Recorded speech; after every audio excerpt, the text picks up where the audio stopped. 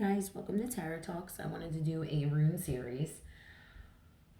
I'm tired, y'all. This is the 5th time that I shot this video, and I'm just praying that my boyfriend doesn't call my phone. Okay, so Fehu.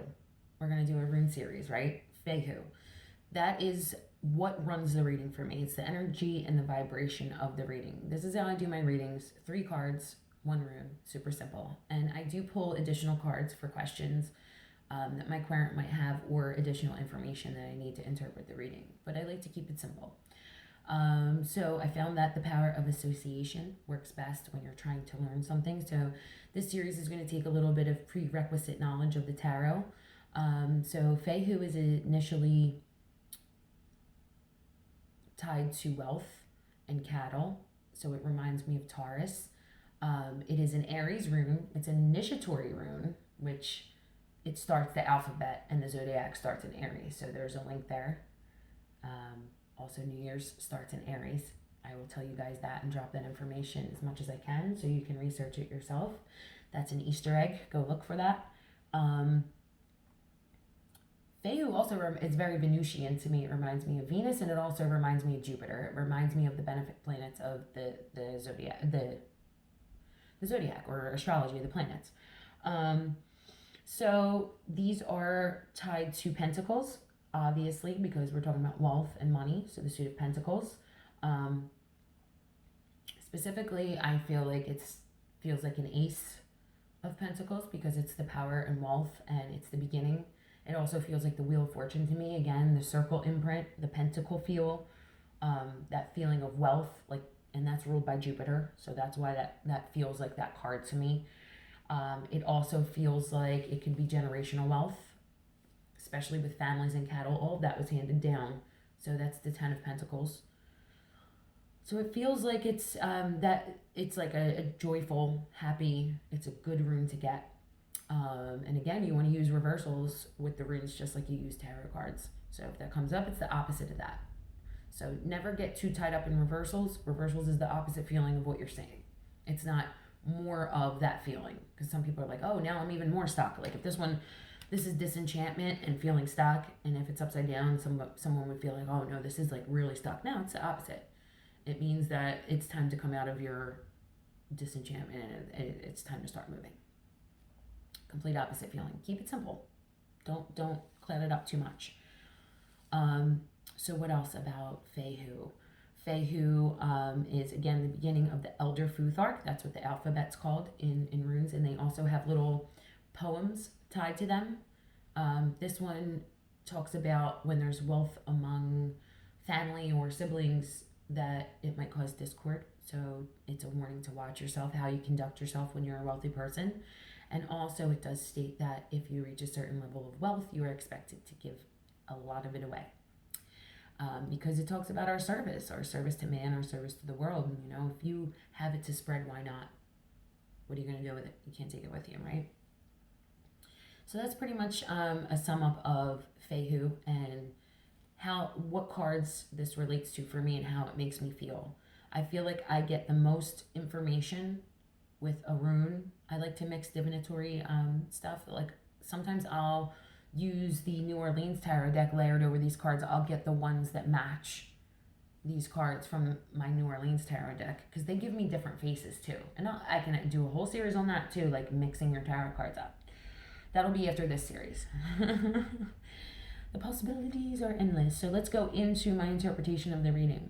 So this reading is all about time. Again, if you have prerequisite knowledge of the tarot, you know that this, again, is a place that we've been at for a while. And you can see he's just like, leaning on his staff, like he's getting tired of planting.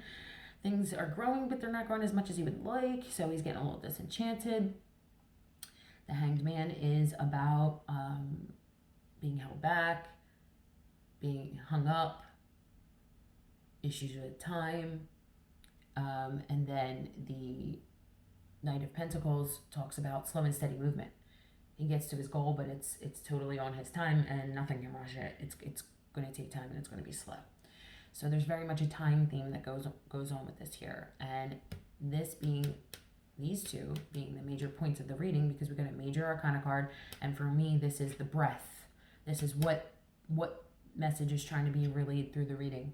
And this is get your ass in gear, because Aries is an initiatory rune. It's a burst of fire. You need a burst of fire. You need inspiration, which means you need to do something different. So you need to look at whatever situation you're in and either meditate on or research how you can do something different that's going to propel you into the next phase, because we're stuck here. And it's time for you to get a move on. But this is also about the lesson in between, because Neptune is all about like things you can't see. So what are we not seeing here? What are we not seeing is that the things that matter is not the actual goal and the end all be all of what you're trying to do. It's everything in between, like the dash on your tombstone. So if you're born in 1980 and you die in 1940, those benchmarks of where you came in and where you ended really don't make a big deal. It's the dash in between. It's everything in between. So we have all these sayings in our lexicon, like it's the climb, Miley Cyrus, and it's not the goal. It's what you're doing to get there. Like it's been said many different ways, many different times, and it's the reason why it's repeated to us is because it is a very deep lesson. Speaking of deep lessons, another piece of information that you can divine from this is that major arcana cards, they're deep lessons that must be learned. So this is also patience and innovation and reinventing yourself. So you could do whatever you want via free will to get to this point. However you choose to act or behave is going to get you there slower or faster, in a kind and decent way, gentle way, where it doesn't break your ass, the lesson, or you can make it difficult for yourself. But this is a personal mark on your astrological chart that you're going to get to, that you can't avoid no matter what. So that's what major arcana cards are. You also have the planetary influences, Neptune. Okay, the middle card and the rune always link up for me. And the planetary influences of the middle card usually, again, are like the breath of the reading. So what are we not seeing? You need to ask yourself what you're not seeing. You can not be seeing the lesson about it's the climb in between. So that's what the feeling is for me. And I just want to say before I go, this is a crazy day to be in the U.S., all the stuff that's going on the news. I just want to tell you to turn off your TV and do things that are fun and do things that matter to you and love your people. And also ask yourself, what are you doing to support the spiritual wellness of the collective? And maybe that can help you along the way and help us as the collective along the way once you figure that out. All right, guys, I'll see you with the next lesson very soon. Have a great day.